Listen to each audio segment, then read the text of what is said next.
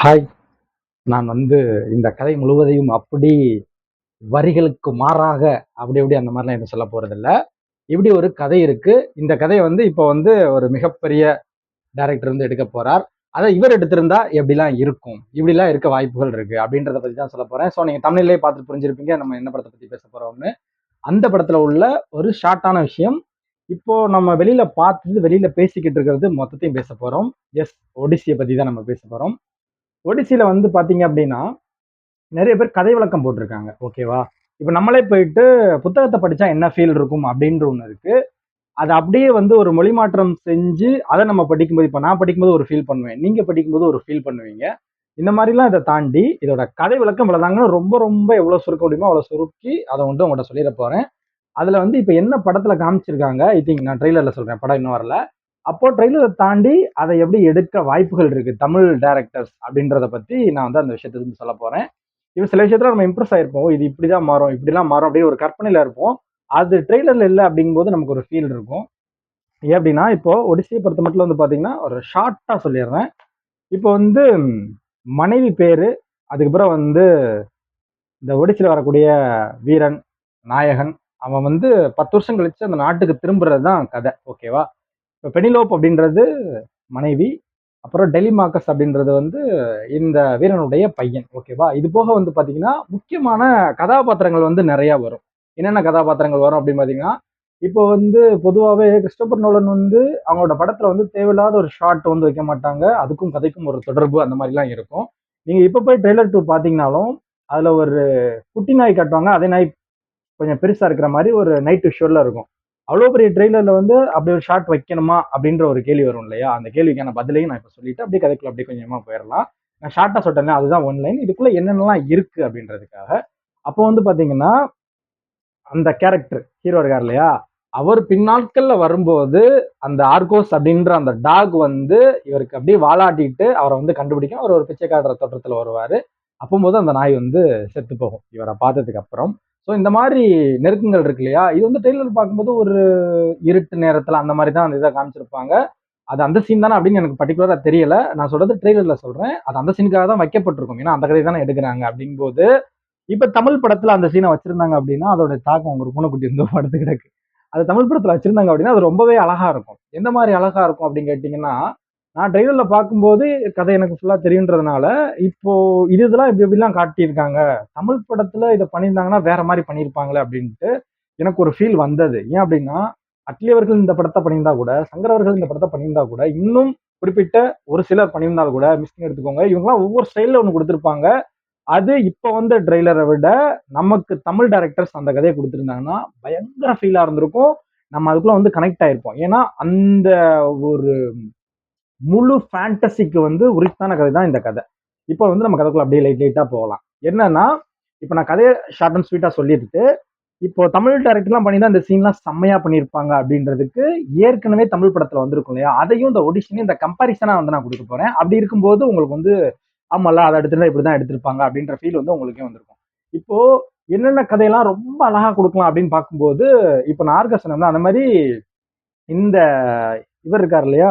நம்ம ஹீரோ ஒடிசி. அவர் ரிட்டர்ன் வந்திருந்தப்போ ஒரு பிச்சைக்கார தோற்றத்துல தான் அங்க வந்திருப்பாங்க. அப்படி வந்திருக்கும்போது ஒரு காட்சி ஒன்று இருக்கும். அது என்ன காட்சி அப்படின்னு பார்த்தீங்கன்னா, ஒரு சில விஷயங்கள் சொல்லியிருப்பாப்ல, ஒரு சில விஷயங்கள் நடந்துரும். அது என்னன்னு நான் போகும்போது கதை போக்குல சொல்றேன். பர்ட்டிகுலரா நான் இப்ப உள்ள போனதுக்கு அப்புறம் உள்ள படத்த சொல்றேன். கிட்டத்தட்ட இது 24 காண்டங்கள் இருக்கு அப்படின்னா, நான் இப்ப சொல்றது கிட்டத்தட்ட ஒரு 15 காண்டத்துக்கு மேல வரக்கூடிய விஷயத்த தான் இப்ப நான் சொல்லிக்கிட்டு இருக்கேன். சரியா? இப்போ அந்த இடத்துல பர்ட்டிகுலரா பார்க்கும்போது, கால் கழுவுற சீன் ஒண்ணு வரும். சோ அவங்க அந்த கால் கழுவுறவங்க யாருன்னா, அந்த வீட்ல இருக்கக்கூடிய ஒரு ஆயம்மா அந்த மாரி அந்த ஒரு கேட்டகரியில நீங்க கற்பனை பண்ணிக்கோங்க. அவங்க அத கண்டுபிடிச்சிடுறாங்க. நான் ஏற்கனவே சொன்ன மாரி ஆர்கோஸ் அப்படின்னு அந்த டாக் கண்டுபிடிக்கிறது ஒரு ஆப்ஷன் இருக்கு. அடுத்து அதுக்கப்புறம் இவங்களுக்கு தான் அது தெரியும். ஓகேவா? இப்ப டெலிமாக்கஸ்க்கு இவங்க அத தெரியப்படுத்திருவாரு அவரு. தெரியப்படுத்த வேண்டிய சூழ்நிலை ஒண்ணு இருக்கும். இப்ப என்ன அப்படின்னா, அவர் ஏன் இங்க ரிட்டர்ன் வந்தார் அப்படின்றத சொல்லிடுறேன். இப்போ அவங்க மனைவி இருக்காங்க இல்லையா? அவங்க மனைவிய இளவரசர்கள்லாம் சுத்து போட்டு, அவங்கள கல்யாணம் முடிக்கிறது தான் பிளானா இருப்பாங்க. ஏன்னா அவர் போனாரு, 10 வருஷம் முன்னாடி எங்க போனாருன்னே தெரியல. இப்ப அவர் 10 வருஷம், 20 வருஷம் போனதுக்கு பிறகு சொத்து இருக்கு, இத அடையணும் அப்படின்லாம் சிற்றரசர்களுக்கு ஒரு எண்ணம் இருக்கும் இல்லையா? அந்த ஒரு நிலைமை தான் அங்க நடந்துகிட்டு இருக்கும். இப்போ அத தெரிஞ்சுக்கிட்டு, இப்ப அவங்கள ஒரு உந்துதலா இருக்கும். அந்த உந்துதல் என்ன அப்படின்னு பார்த்தீங்கன்னா, அதினா தேவதை அப்படின்ற மெயின்ல வச்சுக்கோங்க. இந்த கேரக்டர் வந்து இப்போ டெலிமாக்ஸ்ட்ட பேசிட்டு, அதாவது அந்த பையன்ட்ட பேசிட்டு, இப்போ நீங்க போய் தேடி போலாம் அப்படிங்கும்போது, மன்னர போய் சந்திக்கிறது. மன்னர சந்திச்சதுக்கு அப்புறம் வந்து இருங்க ஃபோன் வந்தாலும் அந்த சைலன்ட்ல போட்டுறேன். சைலன்ட்ல தான் இருக்கா? ரைட் வராது. ஏன்னா சைலன்ட்ல இருக்கு. ஏன்னா அந்த இதுல வந்து சைலன்ட்ல போட்டு தான் பேசுறேன். இப்போ இந்த இடத்துல விட்டேன்னு மறந்துருச்சே. வந்துருச்சு. இப்போ வந்து பாத்தீங்கன்னா, இந்த ஒவ்வொரு ஆளுகளையும் சந்திப்பு நடக்கும் இல்லையா? சந்திக்கும்போது, உங்களுக்கு அந்த பேர்லாம் வந்து போர குடுத்துறக்கூடாது. ஏன் போர குடுத்துறக்கூடாதுன்னு சொல்றேன்னா, ஒரு மாரி போர் அடிச்சிரும். அப்படியே அடுத்தடுத்து இதெல்லாம் ஞாபகம் வச்சுக்கணுமா? இப்ப நாவல் படிக்கும்போது அப்படியே கடந்து போகும்போது, அத ஷார்ட் அண்ட் ஸ்வீட்டா நெனச்சேன் வந்துருச்சு. அப்போ அந்த ஷார்ட் அண்ட் ஸ்வீட்டா வந்து அது அப்படியே போணும் இல்லையா கடந்து போகும்போது. இப்போ இதுல ஒவ்வொரு குட்டி, குட்டி விஷயங்கள் நடக்கும். இதெல்லாம் வந்து தமிழ் படத்துல வந்து நம்ம தமிழ் டைரக்டர்ஸ் எடுத்தாங்கன்னா, அப்படியே ஸ்கிரிப்ட்டா பிரிக்கும்போது இது இது இந்த சீன வச்சிரலாம் அப்படின்ட்டு. இப்போ ஹாலிவுட்ல இப்ப எடுக்குறாங்க இல்லையா? படம் இன்னும் வரல. நல்லா நோட் பண்ணிக்கணும். இப்போ நான் வந்து சில கற்பனைகள்ல இருக்கேன். இவங்கலாம் அந்த சீன்ஸ ரொம்ப அழகா பண்ணுவாங்க அப்படின்ட்டு. இப்போ அது வரலன்னா, நான் வந்து அந்த இடத்துல வந்து ஃபீல் பண்ணுவேன். அவர் லெஜெண்ட் டைரக்டர். அதுல எந்த மாற்று கருத்துமே கிடையாது. 1% கூட. பட் நான் நெனச்ச சீன் நான் நெனச்ச மாரி இருக்குமா? அப்படின்றது தான் இங்க வந்து பிரச்சனையே. இப்போ நான் சொல்ல வரேன். அப்ப தமிழ் படத்துல வந்து அந்த மாரி எடுத்துருவாங்களா? அப்படின்னு இப்ப நீங்க கேட்கலாம். இப்ப அதுக்கும் நான் விளக்கம் குடுக்குறேன். இப்போ ஒரு சீன்ஸ் ஒண்ணு உண்டு. என்ன அப்படின்னா, அவர் வந்து ஒரு நார்மல் தோற்றத்திலிருந்து வயசான தோற்றத்துக்கு மாறுற மாரி ஒரு காட்சிகள் இருக்கு. அப்புறம் வந்து அவங்க வந்து ஏன் அந்த இடத்துல கஷ்டப்பட்டு இன்னொரு தீவுக்கு போயிருக்காங்க அப்படின்ற மாரி ஒரு சில காட்சிகள் இருக்கும். அப்போ வந்து சூரிய கடவுள் வந்து சபிச்சுருவாங்க. அவங்க வந்து பசுக்கள வந்து சாப்பிட்டதுனால இந்த இஷ்யூ நடந்திருக்கும் அப்படின்ற மாரி போகும். இத அப்படியே கற்பனை பண்ணி சீன் 1, 2, 3 இப்படியே ஒண்ணொண்ணா அதாவது இது எல்லாமே வந்து பார்த்தீங்கன்னா, ஒடிசிஸ் வந்து அந்த டிராவல் டயத்துல இருப்பாங்க இல்லையா?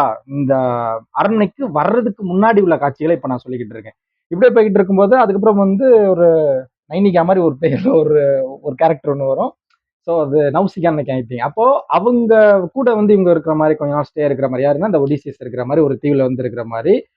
இப்போ அவங்களோட பையன் தேடி வரும்போது அந்த இடத்துக்கு வந்துருவாங்க. இப்போ அந்த பையன் தேடி வந்ததுக்கு அப்புறம் வந்து பார்த்தீங்கன்னா, இப்ப இந்த மாரி விஷயம் சொன்ன உடனே, இப்ப நம்ம போகணும். சிற்றரசர் இந்த மாரி நம்மளுடைய இத பண்ணி வச்சிருக்காங்க, புடிச்சு வச்சிருக்காங்க. இப்ப வந்து நம்ம வந்து அந்த இடத்துக்கு சக்சஸ் ஆகணும் அப்படின்ற கான்செப்ட். இப்ப நான் தமிழ் டைரக்டருக்கு வரேன். இந்த சீன் செம்மையா இருக்கும். அதாவது எப்படின்னா, இப்ப அவங்க போன உடனேயே இவர் வந்து ஒரு வீரன். ஓகேவா? திரும்ப போடுறாங்க. போன உடனே ஃபைட் பண்ணியிருக்கலாம்ல. ஆனா அத அந்த மாரி வச்சிருக்க மாட்டாங்க. இப்ப இவங்களுக்கு ஒரு நம்பிக்கையான கூட்டம் தேவை இப்படின்ற மாரிலாம் போகும். இப்ப வந்து இவர் போயிட்டு ஒரு குடில்ல போய் தங்குற மாரி இருக்கும். அதாவது அவங்க அரண்மனைக்கு போறதுக்கு முன்னாடி படலம் படலமா போவோம் இல்லையா? அதுல உள்ள சீன்ஸ ஃபுல்லா தான் நான் சொல்லிக்கிட்டு இருக்கேன்.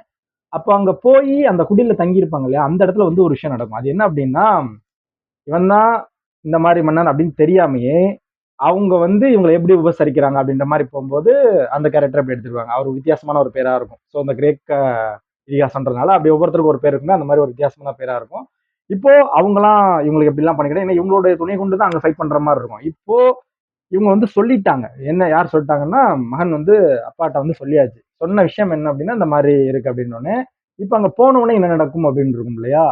போன உடனே என்னலாம் நடக்குன்றதுக்கு அந்த ஸ்டார்ட்டிங்ல நான் சொன்ன மாரி இந்த மாரி கால கழுவும்போது கண்டுபிடிச்சுருவாங்க. டாக் வந்தோனே கண்டுபிடிச்சிருங்க. அத தாண்டி வேற யாருக்கு தெரியும்? இந்த பையனுக்கு மட்டும் தான் தெரியும். ஓகேவா? இப்போ அங்க போன உடனே இப்ப அங்க என்ன பிரச்சனை இருக்கும் அப்டிங்கும்போது, இப்போ அந்த பணிப்பெண்கள் என்னென்ன சட்டம் செஞ்சுட்டு இருக்காங்க அப்டி இப்டின்னு ஒரு மாரி போகும். அதெல்லாம் நம்ம தமிழ் டைரக்டர் எந்த அளவுக்கு அதெல்லாம் தேவையா அப்படின்னு நினைப்பாங்களான்னு எனக்கு தெரியல. பட் வந்து கதைக்கு தேவையான சூப்பர் சூப்பர் சீன்ஸா இருக்கும். அதெல்லாம் எடுத்துருவாங்க. இப்ப அதுக்கான ஒரு சீன்ஸ் கொண்டு வரேன். இப்போ ஒரு வரியில கடந்து போற மாரி சொல்லிட்டு, நாவல்ல அது எப்படி விரிவா போய்க்கிட்டு இருக்கும் அப்படின்றதையும் சொல்லிடுறேன். ஒரு வில்வித்தை போட்டி வைப்பாங்க. ஓகேவா? அந்த வில்வித்தை போட்டி வந்து அவங்க வந்து அனௌன்ஸ் பண்ணிருவாங்க. அதுக்கு முன்னாடி இவரு இங்க இருந்து உள்ள போயிருக்காரு இல்லையா? அரணுக்குள்ள என்ட்ரி அப்படின்ற மாரி. அப்போ வந்து அந்த சிற்றரசர்லாம் சேர்ந்து வந்து அங்க ஐரிஸ்ன்னு ஒரு பிச்சைக்காரர் இருப்பான். அவங்க கூட இவங்க வந்து ஃபைட் அப்படின்ற மாரி ஒரு கான்வர்சேஷன் நடக்கும். ஓகேவா? அப்படி இருக்கும்போது இவரு வழக்கம் போல இப்ப எனக்கு ஒரு டயலாக் வருது. "எனிஒன் எல்ஸ்" அப்படின்னு கத்துற ஒரு சின்ன வருது. என்ன படத்த சொல்றேன்னு உங்களுக்கு தெரியும். அங்க ஒரே அடியில அங்க வந்து வீழ்த்தி தள்ளிட்டு போயிருவாரு. சோ என்ன படத்த சொல்றேன்னு உங்களுக்கு தெரியும். நான் சொல்லவே தேவையில்ல. அப்படி ஒரு படம். அப்போ இப்ப இங்கிட்டு வரேன். இப்போ இந்த கதையில வந்து அதே மாரியே ஒரே அடியில அடிச்சு நட்டிருவாரு அப்படின்ற மாரி போயிரும். இப்போ வந்து அந்த வில்வித்தை போட்டி நடக்குது இல்லையா? இங்க வந்து கிட்டத்தட்ட அத நீங்க கொஞ்சம் கற்பனை பண்ணிக்கோங்க இந்த இடத்துல. அவர் வந்து இப்போ படிக்கும்போது நாவல்ல அப்படின்னு படிக்கும்போது, அது வந்து அடுத்து அடுத்துன்னு அது ஒரு ஒரு மாரி ரொம்ப அழகா வந்து அந்த டிவிஸ குடுத்திருப்பாங்க. இப்போ வரியா சொல்லும்போது ஒரு வரியில சொல்லிட்டு போயிரலாம். யாரு கதை சொன்னாலும் அப்படி சொல்லிட்டு போவாங்க. சிலர் விளக்கம் சொல்லிக் குடுப்பாங்க. பட் படமா எடுக்கும்போது அதுல ரொம்ப அழகா இருக்கும். எந்த மாரி விஷயங்கள்லாம் அழகா குடுக்க வாய்ப்புகள் இருக்கு அப்படின்னு சொல்றேன். இந்த மெனக்கிடுதல் இப்ப நான் சொல்லக்கூடிய மெனக்கிடுதல் வந்து ஃபாரின் மூவில இப்ப கிறிஸ்டோபர் நோலன் அவர் பண்ணுவாரா அப்படின்றது எனக்கு தெரியல. படம் வரும்போது தான் தெரியும். பட் தமிழ் டைரக்டர் இத கண்டிப்பா வைப்பாங்க. அது எப்படின்னா, இப்போ ஒரு வில்வித்தை அதுல வந்து ரவுண்ட் ரவுண்டா வச்சுக்கோங்க. கீழ கோடாரி இருக்கிற மாரி மைண்ட்ல வச்சுக்கோங்க. ஓகேவா? மேல ரவுண்ட் ரவுண்டா இருக்கு. இந்த ரவுண்ட் ரவுண்டா ஒரு 12 கோடாரிகள் இருக்கு. அது உள்ள வந்து அந்த ஆரோ போகணும். புரியுதா உங்களுக்கு? பொதுவா வந்து இப்படி பவன் ஆரோல இப்படி விடும்போது என்ன ஆகும்? ஒரு சின்ன செக்ஸோ ஏதோ ஒன்று இருக்கும். எவ்வளவு ஸ்பீடா போனாலும் ஏதோ ஒரு இது இருக்கும் இல்லையா? அந்த மாதிரி இல்லாம போகும்போதே ஸ்ட்ரெயிட்டா போகணும். போய் அடிக்கிறது ஒரு பாயிண்ட் வைக்கிறது இல்ல. சோ இது வந்து ஈர்ப்பு விசை சார்ந்து இருக்கும்போது இதுதான் பிரச்சனையே. ஆனா அதுல உள்ள அந்த இழுக்கிறது இருக்கும் இல்லையா? வில்லுல அதையே வந்து அவங்களால ஹேண்டில் பண்ண முடியாது. யாரால? சிற்றரசர்களால ஹேண்டில் பண்ண முடியாது. ஏன் நான் அந்த வார்த்தையை நான் அழுத்தி சொல்றேன் அப்படின்னா, இந்த இதுல யார் ஜெயிக்கிறீங்களோ அவங்கள நான் கட்டிக்கிறேன் அப்படின்னு சொல்லிட்டு இப்போ ஒடிசிஸோட மனைவி சொல்லியிருப்பாங்க. இப்போ வந்து ஒடிசிஸ் உள்ளதான் இருக்காரு. அப்படி இருக்கும்போது இந்த காட்சியை வந்து தமிழ் திரைப்படத்துல ஒருவேளை எடுத்தாங்கன்னா எனக்கு அப்படியே பாகுபலிலாம் ஞாபகம் வருது. அந்த 3M போடுவாங்களா அந்த மாதிரி சீன்ஸ்லாம். ஸோ இப்போ வந்து விடும்போது என்ன ஆகும் அப்படின்னா அவங்களால வந்து அதை ஒண்ணுமே பண்ண முடியாது. அதுக்காக வந்து இப்ப படிக்கும்போது அதுக்குள்ள என்ன இருந்தது அப்படின்னு பார்க்கும்போது தீய வச்சு கொஞ்சம் மாட்டினாங்க, கொஞ்சம் பன்றி கொழுப்பெல்லாம் அதுல தடவினாங்க, கொழுப்பை தடவினாங்க, அப்படி சம்திங் சில விஷயங்கள்லாம் இருக்கும்போது அதை இன்னும் சுவாரஸ்யப்படுத்தலாம். அதுக்காக சொல்ல வரேன். இதெல்லாம் நம்ம அங்க ஹாலிவுட்ல பார்க்க முடியுமா அப்படின்றது தெரியல. இப்போ தமிழ்ல இதை எதிர்பார்க்கலாம் கண்டிப்பா. இப்போ அதை பார்க்கும்போது இன்னும் அதை வந்து கொஞ்சம் கலை நயமா போகுது அப்படின்னு வச்சுக்கோங்களேன். அதை அவர் வந்து எடுத்தார் வச்சார் அப்படின்லாம் இருக்காது.